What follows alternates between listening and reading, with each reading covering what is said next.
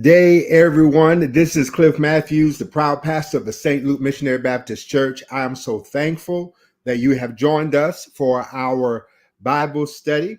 I do want to say up front that we are experiencing some difficulties that are beyond our control, and that is the price we pay for the convenience and the access and the portability of virtual space and digital technology, right? So tonight could be the weather, whatever it is. We're having a difficulty connecting via Facebook with StreamYard. Just StreamYard and Facebook, there's a disconnect going on. They're working on that, but I'm glad you're here, those who are joining us via YouTube. I want to say thanks also for taking time out of your time now to share this link with someone and invite them to join us for this Bible study. Whether you are watching it live with us, where we do it 7 p.m. Eastern Standard Time on Wednesday night, and you could be watching us live from the West Coast or Midwest, wherever you are, somewhere around the world, thank you. And if you're watching us in a recorded format, even then you're encouraged to share. Thank you in advance for giving us your time. I do not ever take your time lightly, and I do my best to make sure that when you come, there is something for you that you can engage with. So having said that, thanks again. And I want to say, don't forget that this is interactive. If you want to have a comment, if you want to ask a question, I encourage you to go ahead and do so. And I would love to hear your comment and your feedback. If you see me turning over here, I have my iPad over here, and I'm watching that at the same time. But thank you so very much. Don't forget our community rules, right? We respect everyone. Everyone has the right to say how they feel. We can agree sometime to disagree, but let's just be civil, Christian, and respectful towards each other. Having said that, wow, we are fast approaching a time where we're going to wrap up this series. And I want to be upfront to tell you that I am conflicted as to where do we go. Technically, after today, we have one more session left, and the goal was to take a break in the summer. But because we have had to do 2 sessions, 2 Wednesdays for the last 2 sessions, we are a little bit behind. So either I'm going to make a quick adjustment next week and we'll wrap it all up, or we'll take another week or 2 in June to finish it up. At any rate, I do want to let you know that we are taking a break during the summer, but you will have an option to still engage with us in a virtual space, albeit via Zoom, as we do a pastor's summer book club, right? And we're going to read, we're going to read we're going to read a book together, and we're going to study the book together. And the book is Cast, The Origin of Our Discontent by Isabel Wilkerson. And so I want to encourage you, if you are interested, please let us know in the comment section. You will have a chance, those who go to St. Luke or watch us via Facebook or YouTube, to go ahead and scan a QR code, express your interest. If you haven't yet purchased the book, I will encourage you to do so. Purchase the book, whether it be, I don't think there's a digital format yet, but purchase the book.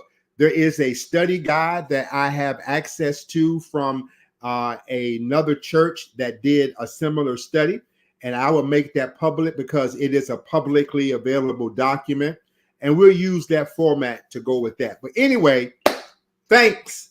God loves you, and let's get ready for our study tonight. Tonight, it is part 2 of our series. It's not part 2, but it's Got Life, Overcoming the Barriers to Abundant Life. This is part 2 of our look at the barrier of mental health. We did some work last week. We'll catch up what that was for those who may not have been here. And tonight, we're going to do part 2 and wrap this up. I want to put kind of like a disclaimer out here in advance to say that these sessions are not intended to be a diagnosis. I'm not attempting to be a clinician and give you a some clinical advice necessarily. And if you do feel that you're feeling really overwhelmed, don't forget 911 is an option. talk to your primary care provider, talk to someone, right?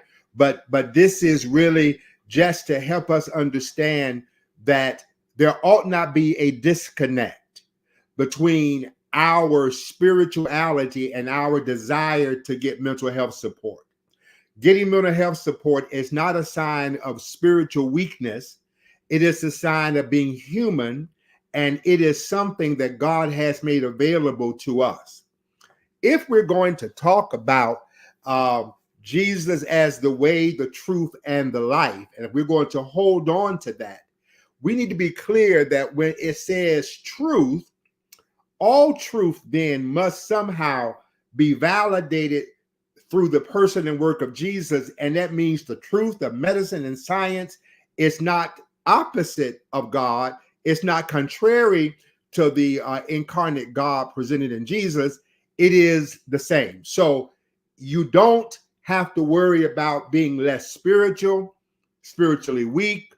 You don't have to worry about God being angry or upset or feeling some shame with your relationship with God if you need to get mental health support.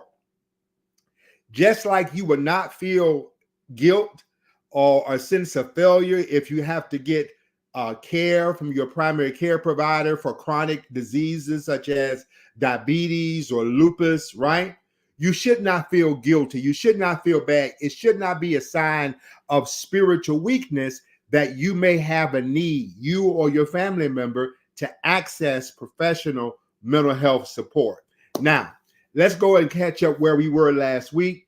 And I'm going to get my system here. Yes. So last week we discussed last week that the review, the text we're looking at is Jesus says in John chapter 10, verse 10, that he says, I've come that you may have life and have it more abundantly. We saw how that's a reference to Ezekiel 34.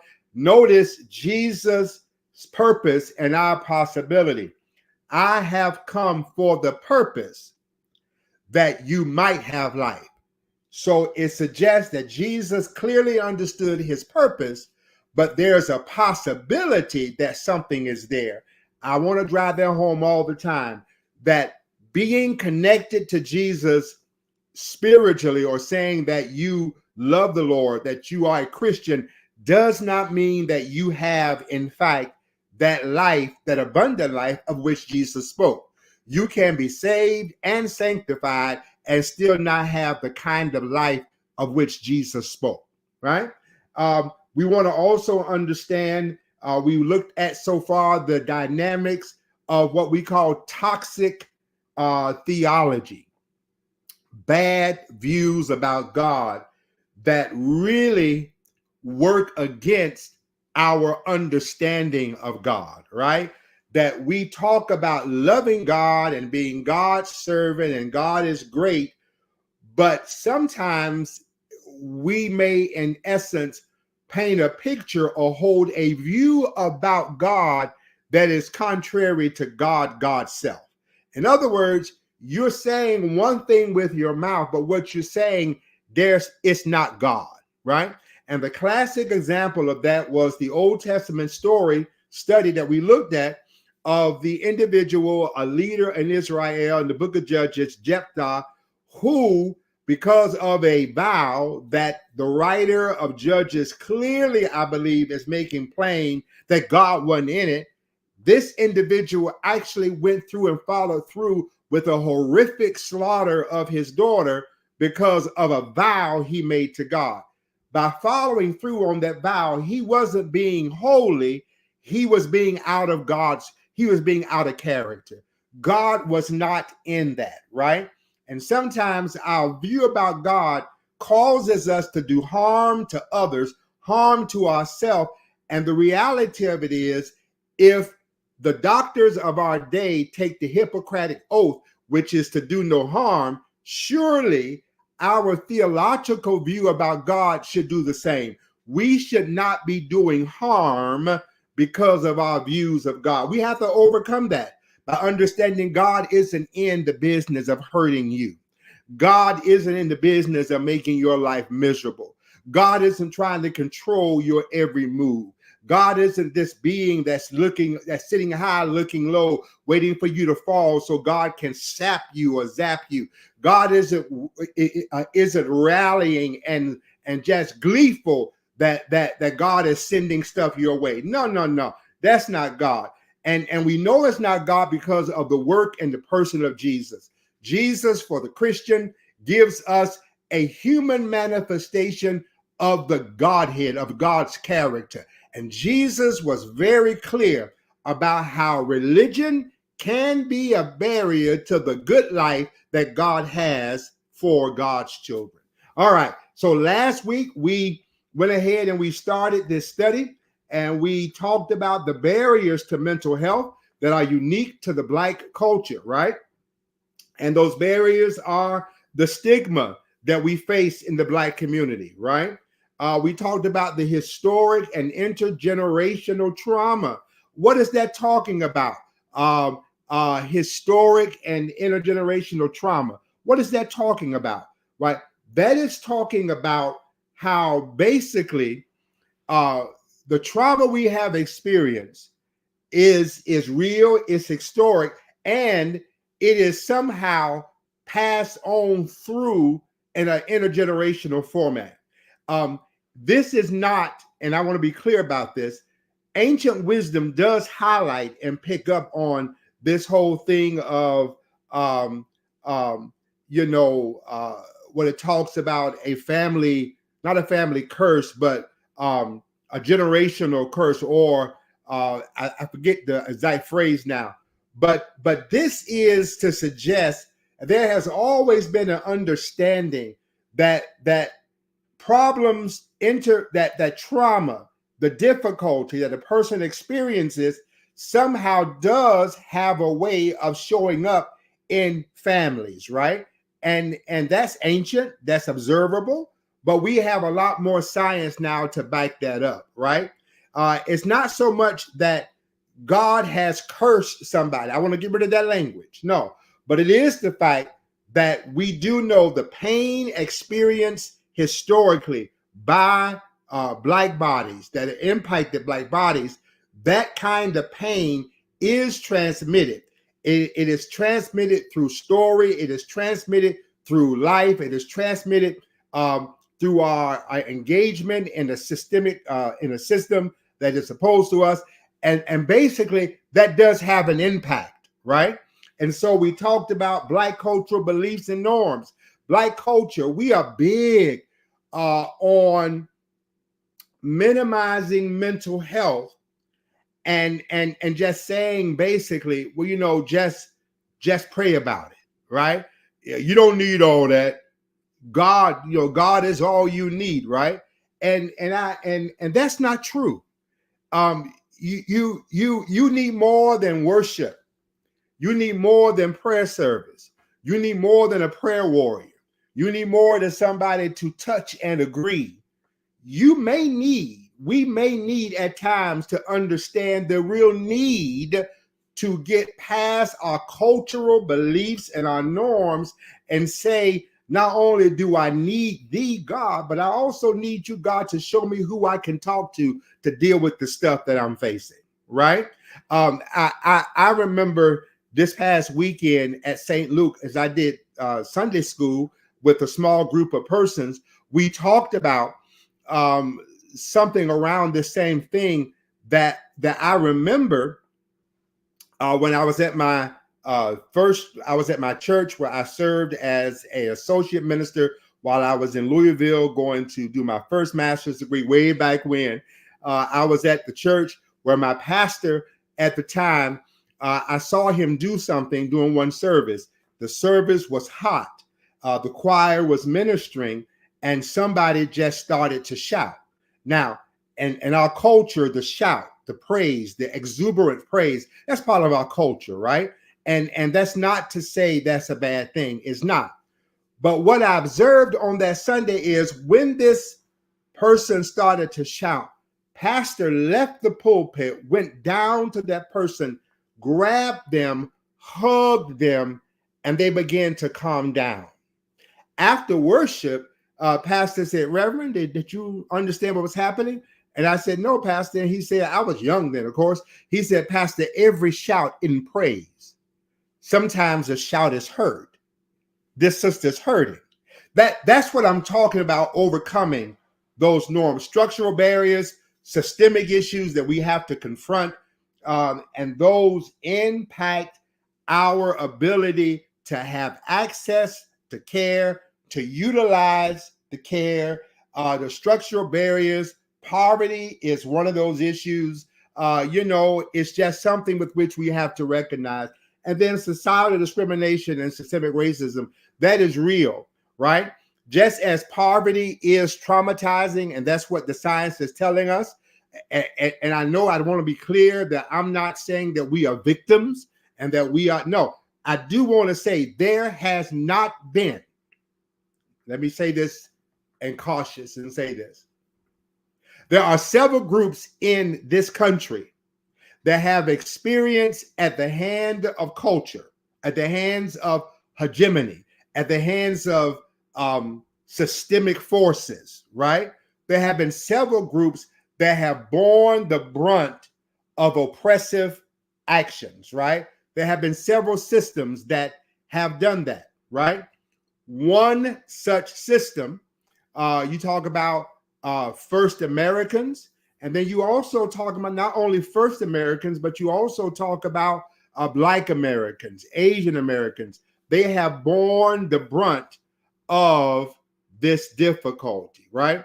And so we want to be clear about that. Now, I want to try to do something here because I'm noticing that Dr. Dix has lost connection. So I'm going to try to move the slides myself. You all pray for me because, listen, I tell you, I'm trying to be technically savvy. So let's go to there we go. He's back. So I want to go to the next slide. And the next slide is, I want to go back one more. I want to go back to this slide right here. Oh, I keep missing it. There we go. We mentioned the statistics. We're not going to go back to that, but those statistics there are real. We kind of highlighted some of these. We did all last week.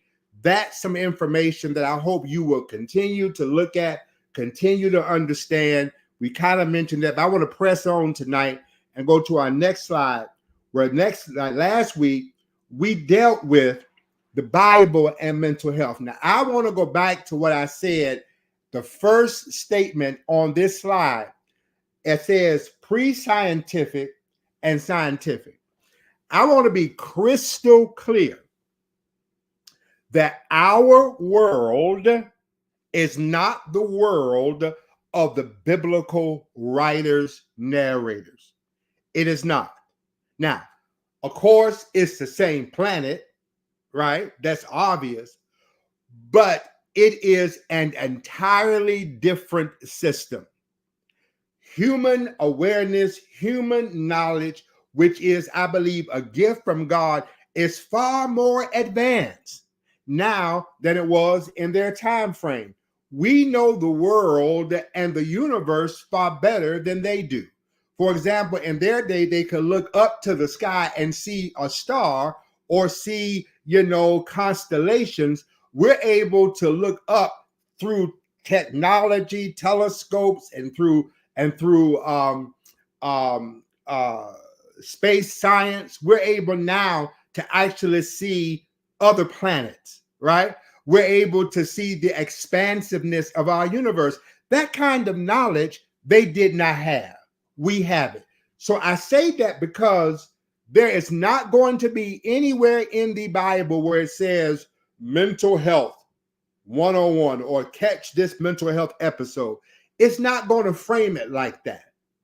What we are, however, able to do is to look at certain scenes, certain texts, certain actions within a text that point to a possible mental health connection that we may experience today. I want to be clear about that, right? It's not dismissing their culture. What it's just saying is that we know more. And as popular as it is, I want to say this, right? For them, everything was a demon and a devil. we are far too advanced now to believe that. Some stuff we're facing has nothing to do with the devil out to get you. It is the reality that you need to talk to somebody. Can I say that again? If every time you look under a rock, you see a demon or a devil, you may be talking like first century persons or pre-first century persons, but they didn't know what we know now. Okay, so for them, epilepsy may have been a demon. Now we know it's a neurological disorder, right? So I want to be clear that we understand that, because if we don't, we're probably dismissed. Well, the Bible didn't talk about mental health, and you know it's not really. This is a modern thing, and back in the old days, folk didn't have mental health. We just all talked to God, and we all knew how to worship God and lay our burdens down and trust in the Lord. Now folk done got so liberal and so modern, and they forgot God's way. If they go back to the old landmarks, they'll be a lot better, and all that mental health stuff go away. See, that's how we talk. And some of y'all may be laughing, but you know I'm telling the truth, because you've heard some of that, right? And maybe you said some of that, right? No. The Bible gives us a portrait of people who loved God, were used by God, but they did have mental health. And it's important for us to recognize that, so that we press and make sure that we normalize conversation around mental health, framing it in the narratives of the Bible. You better talk, Cliff. You listen. I don't know what happened to Facebook, but boy, you teaching good tonight, right? And so let's look at. We looked at Samuel. We looked at King Saul. We're not going to read that text, but Saul, it looks like was struggling from what we would call bipolar disorder type 2, where he had these wild mood swings and characterized by some mania, and in that, you know, he just would do things, right, and he would act out of character. So those who observe this, those with clinical skills and research knowledge, would suggest and have suggested this looks like something around what we see today in persons who suffer from bipolar disorder. There are two types of bipolar disorder. I'm not going in there to get deep with that because I'm not trying to diagnose, but there's a type that is characterized, type 1, with high levels of mania, where there's this hyperactivity, always speaking, can't sleep, can't rest, just, you know, all this energy. And there is then a low that comes after the mania. Then there's type 2, where there is less mania, but the deep dive is real deep, and it can lead to thoughts of self-harm, right? So we think that's what we have with Saul in 1 Samuel. Then we looked at this brother, the Gadarene demoniac that shows up in Mark. And we examined how this brother presents with positive symptoms. We call positive symptoms, positive and negative symptoms that are best associated with something that we know today as schizophrenia, right? And so back in that day, again, there wasn't the science to talk about schizophrenia, right? But be clear, schizophrenia isn't a demon.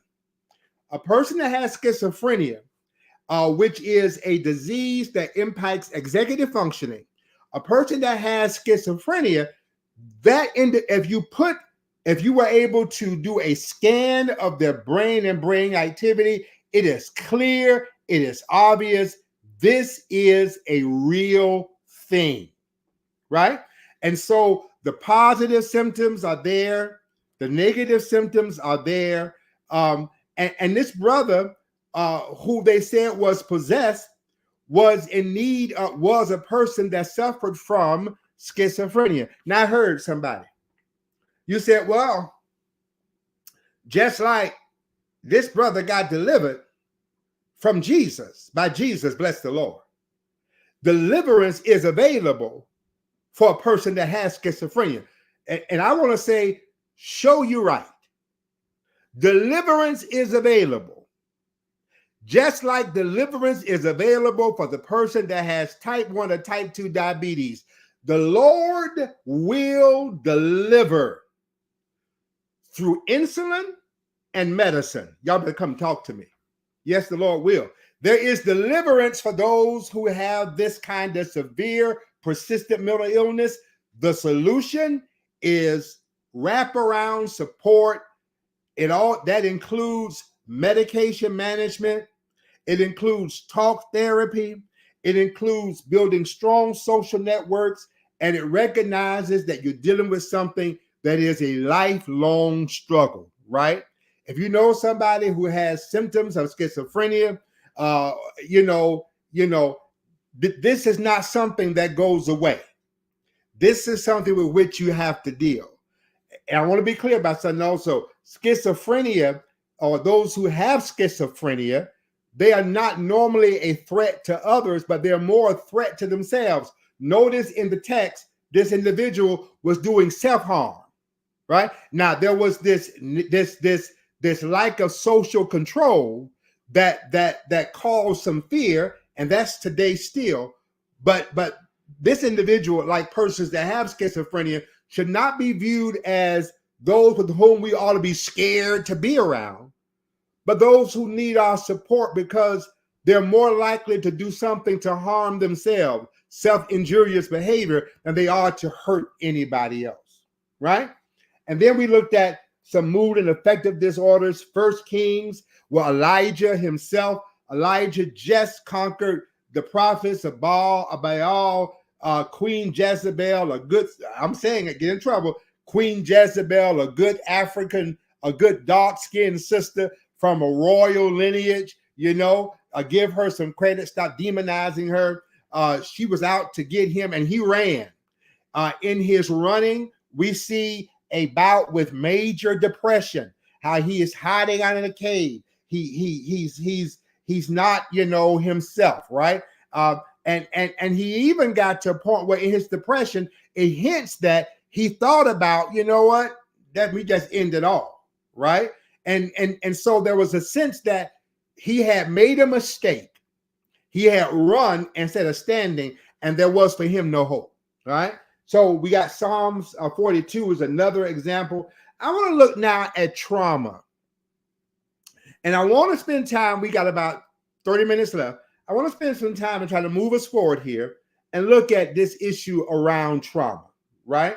And so when you look at this, Ezekiel 37 verses 1 through 14, this is the story of the Valley of Dry Bones. And in our tradition, the Valley of Dry Bones is rich and powerful, poetic narrative, right? Oh my goodness, right? It is powerful. People love it. It says so much, and I think it's great, right?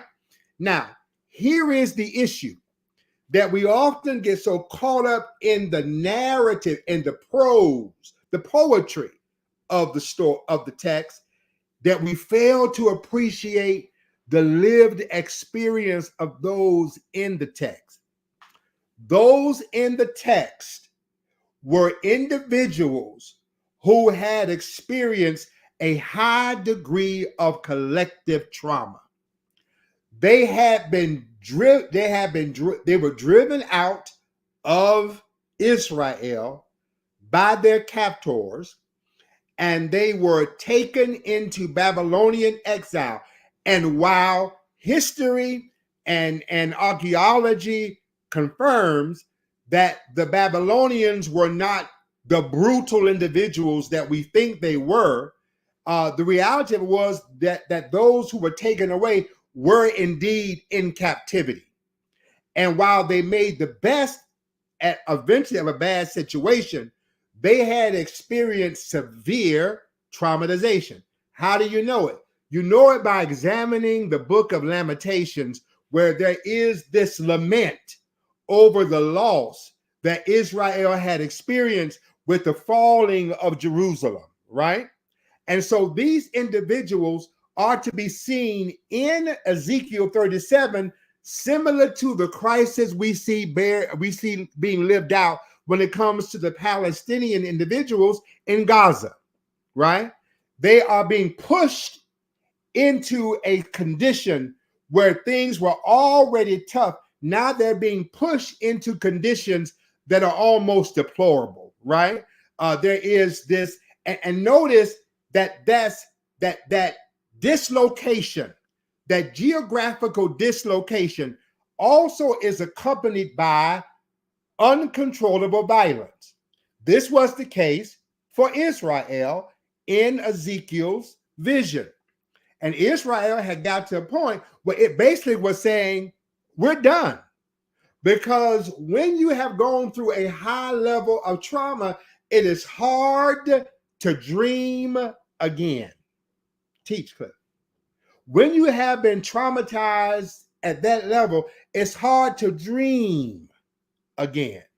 And for Israel basically had got to the point where it had come to a state of resignation that it is what it is, and our relationship with God and our ability to dream about a future was gone. And here comes the prophet, and he speaks to a traumatized people. Now, I want to say this, and I want to get in trouble because trouble is what I do, right? Here is what I want to say. When you think about the African American or the Black church pulpit, it is a place that has been given a tremendous responsibility of speaking a word to folk who have experienced a high level of traumatic situations. And even though you may be middle class or upper middle class and make six figures, okay, great. You are still a Black person in America. And because that's who you are, caste will help us to know that you never rise above your caste.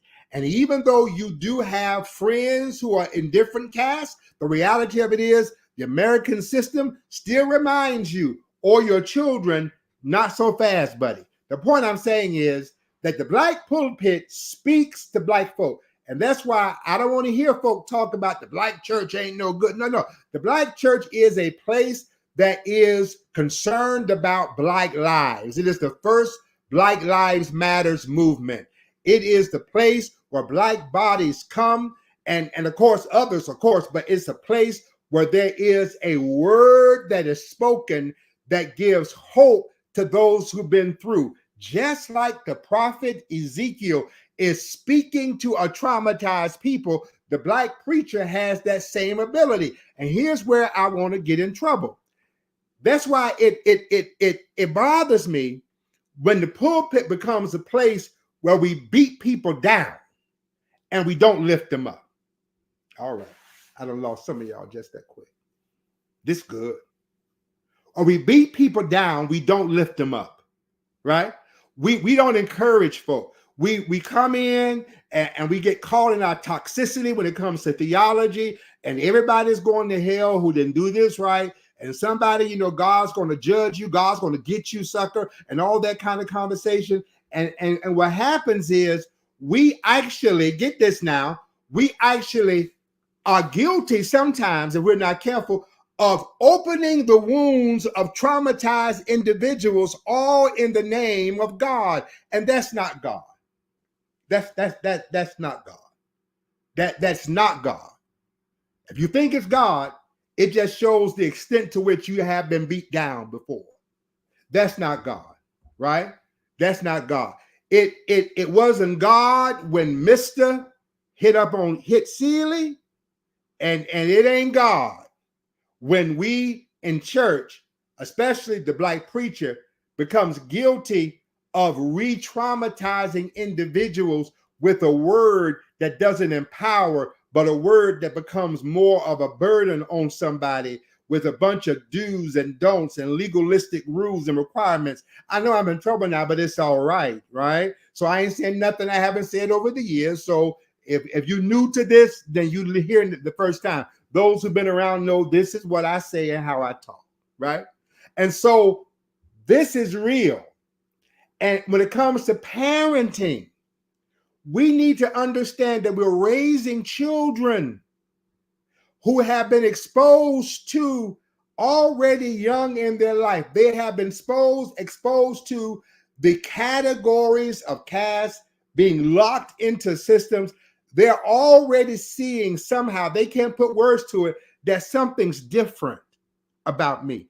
We as parents need to understand and have a trauma-informed parenting model so that we don't do harm to our children by our words and our actions that don't validate but further expose them to harm.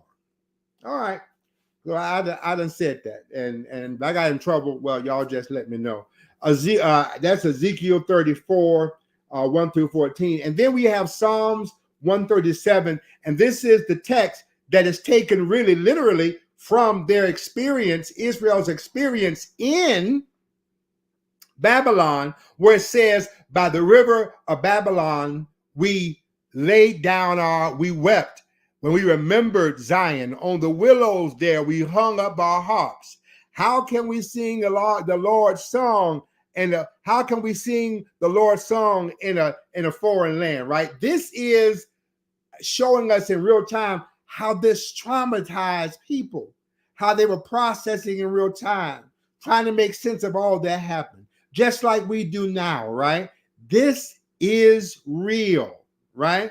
And I want to say that we know now more than ever in history about the impact of trauma. And yet, I'm concerned that trauma is becoming a word that's overused, but I would rather be guilty of overusing it than not using it and not using it enough, right? Because I want to tell you, I want to tell you this. I want to be clear that trauma drives behavior. Trauma drives behavior. So I was sharing today with a colleague who is a doctoral colleague. He's more research based than I am, and we were talking about my work at the Mecklenburg County Jail where I teach as a contractor. I teach psychoeducation and psychosocial groups. And one of the things that I was sharing with this brother today is how there is a correlation between the trauma that's been experienced and the behavior that landed persons in jail. There's a correlation, right? And it's the trauma that drives irrational thinking. It's the trauma that drives impulsivity. It's the trauma that impacts our decisions, right? That trauma is a driver of incarceration. And it's so amazing to see persons with whom you interact in that setting, and you begin to connect the dots. And I'm clear that trauma doesn't excuse the behavior, but it can help them explain, why did I do what I did, right? Trauma is a driver that we need to be clear about. And to the extent that we say we're really concerned about helping individuals to to the extent that we talk about law and order, and there's this whole thing now, certain political figures talking about returning to the good old days, law and order, law and order. Listen, if you're talking about law and order and you're not talking about really funding at appropriate levels, community-based mental health support, then you're really not talking about anything but another form of slavery where you're locking people up and you're not really trying to get them better. That's what you're really talking about. Because if you really want to deal with law and order, we have enough data to understand when people deal with their mental health, get this now, public safety increases. All right, let me stop. I done got excited that quick. All right, let's go on to this next slide that I want to look at. And I'm trying to put, yep, there we go. I'll pull this up real quick. Yep. Okay, good. Yeah. So here we have the Bible and mental health continue. It's a different slide, and I want you to really understand this slide here. I'm trying to pull it up on my iPad here, and I'm having a, there we go, difficult. There we go. I'll come back here now. There we go, and there it is now. Good. So I want to pick up Matthew's Gospel. This is good now. Matthew's Gospel, chapter number 27, verses 3 to 10. I want y'all to listen to me. We got about 15 minutes left. This is the text that talks about Judas's suicide, right? And what I want to drive home here is, I don't have to read it, but this is where Judas basically goes out and hangs himself. And the narrative is because he betrayed the Lord and he felt so much guilt and remorse that he hung himself, that he committed suicide, right? Now, one of the things that I want to caution us against, and this is real, let me just push this a minute here, please, is that we need to be really, really clear that we do not spiritualize suicide. Because here's what I feel we do with the Judas story. We all but say, goody, goody for Judas. He did it and he should have, that because he betrayed Jesus. Hey, hallelujah. And he did what he should have done. I would never betray the Lord like he did. Well, we do a lot of that same stuff, right? And so what I want to suggest is that we look at the Judas story and we actually spiritualize it. We actually say, yeah, good. Bye-bye, Judas. Goodbye. And I want to say, whenever you spiritualize suicide, it's always a bad thing, because suicide is not a good thing. And what I find so amazing about this is that we are the ones who really talk about the grace of God. But this next point, we don't give grace to people for the worst day of their lives. Now, I want to be clear. I'm not trying to excuse Judas's behavior as if goody, he did, No, I'm not saying that, of course. I'm not saying that we should feel that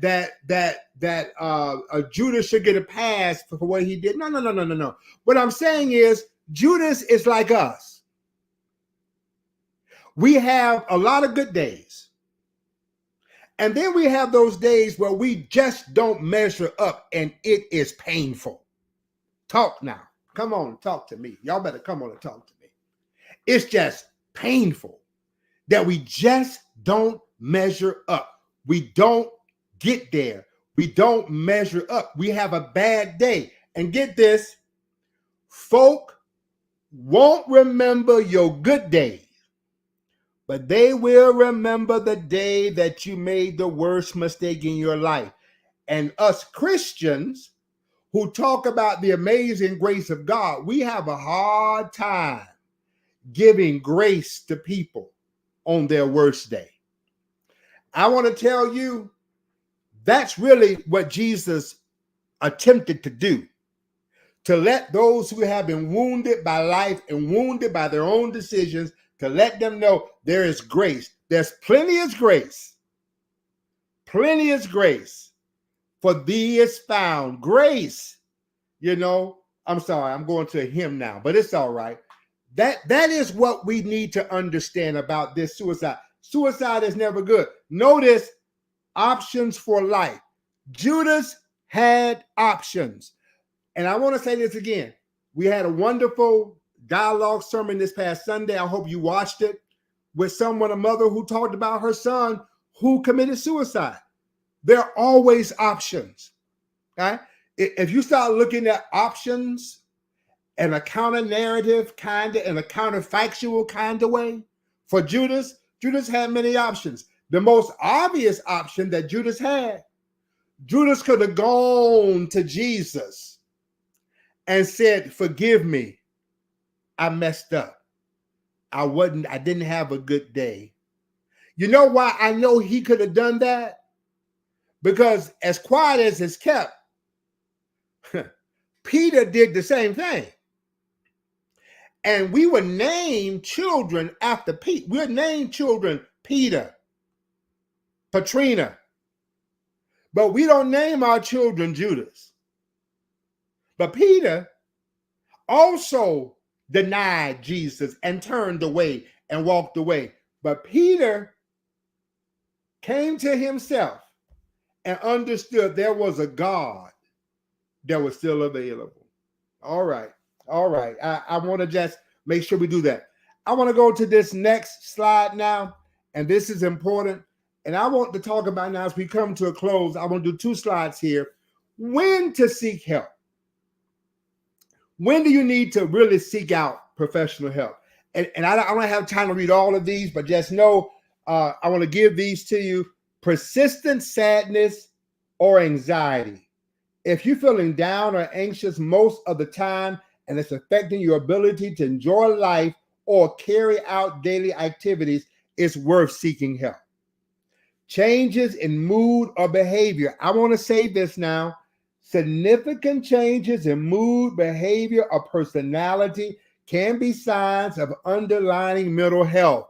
Stop normalizing people's bad attitudes. Stop giving people passes for their bad behavior. It could be a sign that we need to have a conversation about something. Okay, go ahead. Difficulty coping with stress. If you find it hard to cope with stress or manage your emotions, you don't have emotional regulation, seeking guidance from a mental health professional can be beneficial. This is an important one. Social withdrawal.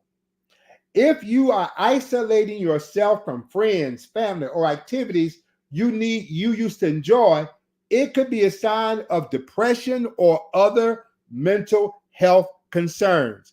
If you have a loved one that's doing that or you're doing that, right, it could be a sign that you need to talk to somebody and get some help.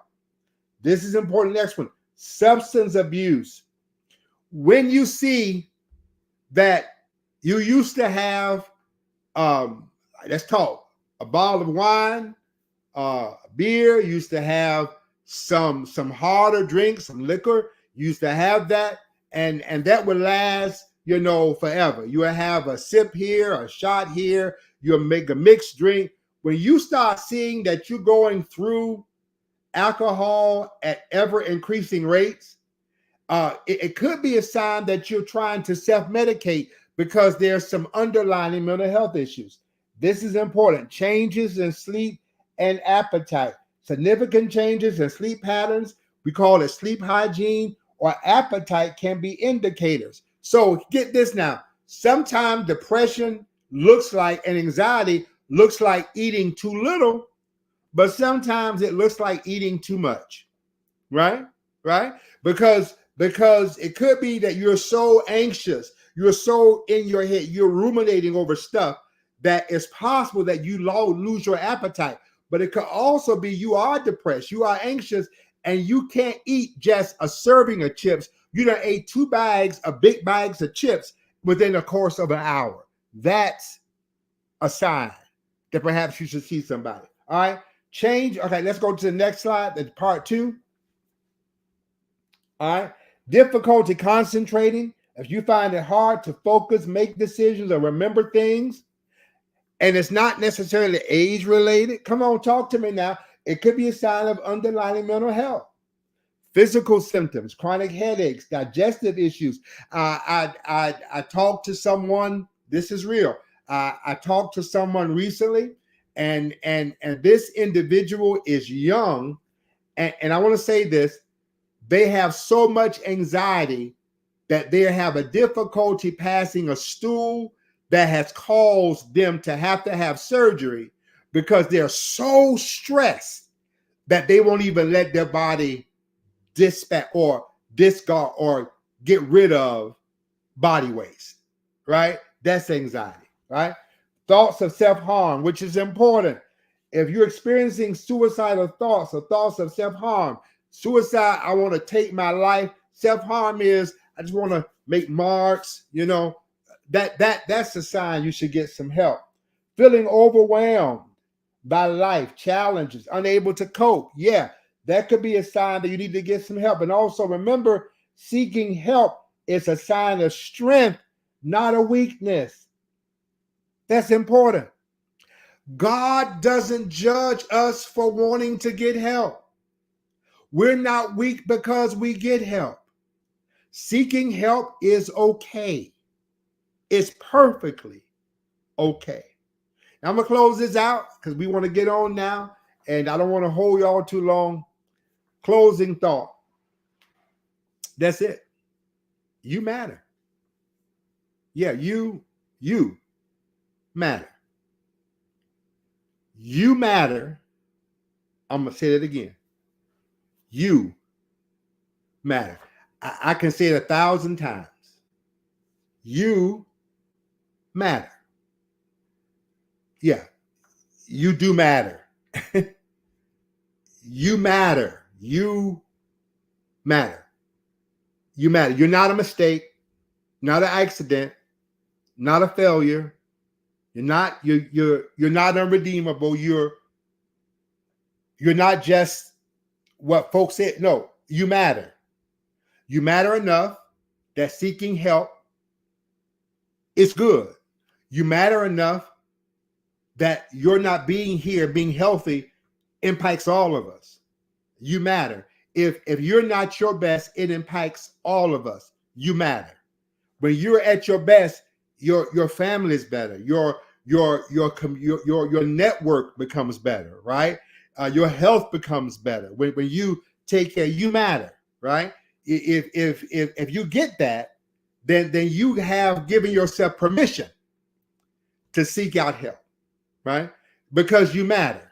And it is a sign of amazing strength to walk into someone's office and sit down and just unpack. Yeah. And that's powerful. That's good. You matter. And I want to be clear about this, that sometimes you have to tell yourself that repeatedly. I matter. I matter. I matter. I matter. I matter, right? You have to just say that, because that is health. That is good. Well, my time is up. I thank y'all. Sorry for the thank you. Sorry for the issues around Facebook, but I want to say to you all, thank you so much. I'll see y'all next week.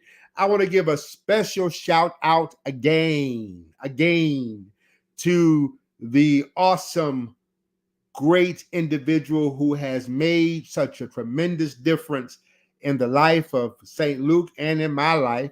I want to say we are so proud of Dr. Twan Dix, who is this weekend receiving his doctorate. He's already earned it, but he's graduating this week.